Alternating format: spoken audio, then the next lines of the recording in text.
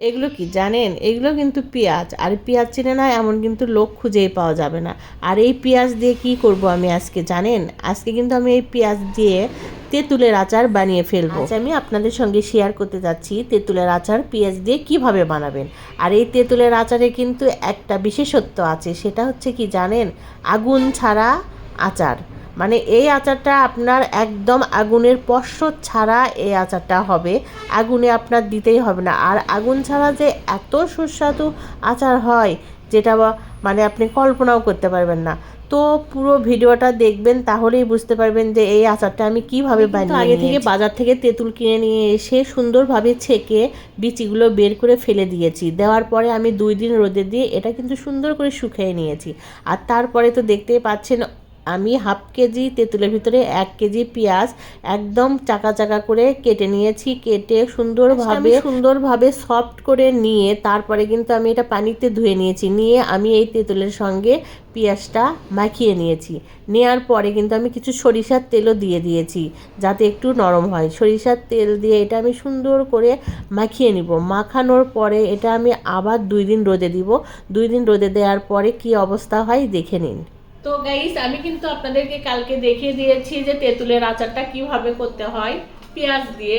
তো আমার এই আচারটা কিন্তু আমি মানে রোদে শুকাইয়ে শুধু করব। আগুন ছাড়াও যে আচার হয় এটা মনে হয় আপনারা আগে শুনেছেন কিনা জানি না, তো এটা তো দেখেছেন। আর আজকে আমি কি কি অ্যাড করে দিব এই আচারের ভিতরে এটাই আমি আপনাদের দেখাবো।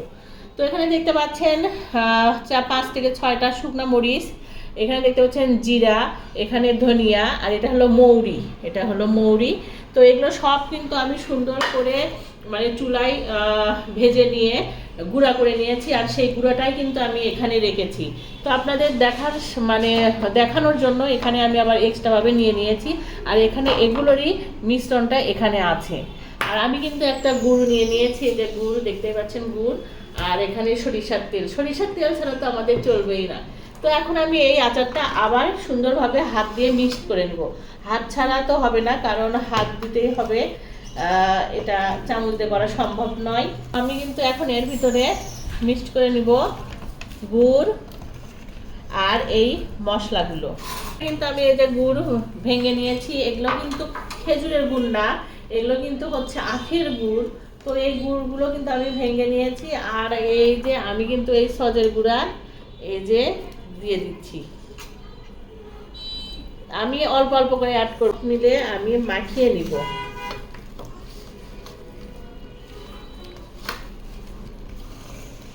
এখানে আমার আছে হাফ কেজি তেঁতুল আর 1 কেজি পেঁয়াজ।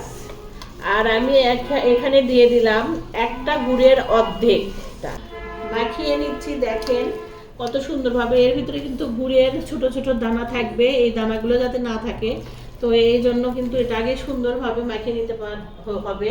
আর অনেকে আছে যে বেশি মিষ্টি খেতে পছন্দ করে, আর অনেকে আছে কম মিষ্টি খেতে পছন্দ করে।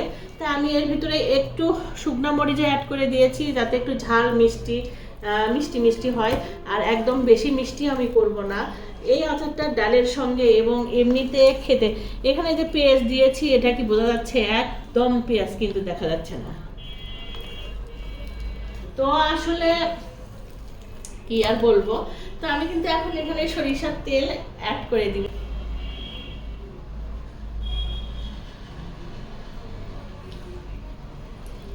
তো আমি কিন্তু সরিষার তেল এর ভিতরে অ্যাড করে দিলাম।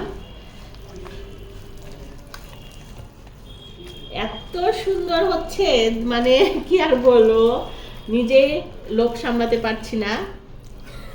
আচার কিন্তু এটা হয়ে গিয়েছে একদম ফাইনাল লুক। এখন আমি এটা বয়মে উঠাবো। তো বয়মে উঠানোর জন্য একটা সুন্দর একটা কাঁচের জার আমি নিয়ে নিয়েছি। আর এই কাঁচের জারে কিন্তু এখন আমি আচারগুলো উঠাবো।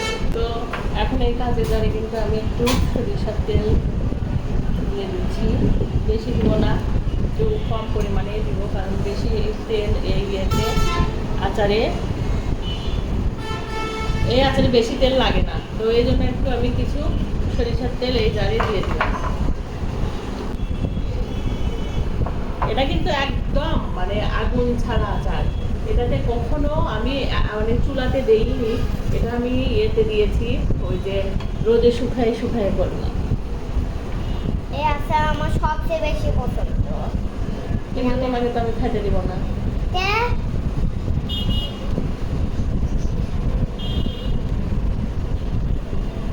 তো আমি কিন্তু আচার উঠিয়ে নিচ্ছি। এটা দিয়ে ডালের সঙ্গে খেতে যা মজা।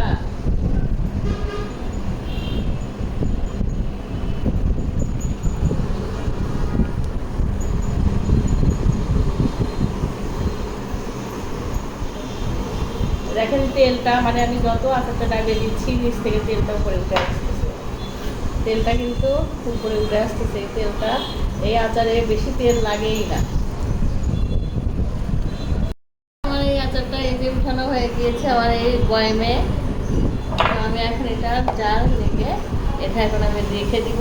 আবার সুন্দর হয়েছে না গাইস? এইভাবেই বানিয়ে ফেলতে পারেন বাসাতেই, মানে আগুন ছাড়া তেঁতুলের আচার।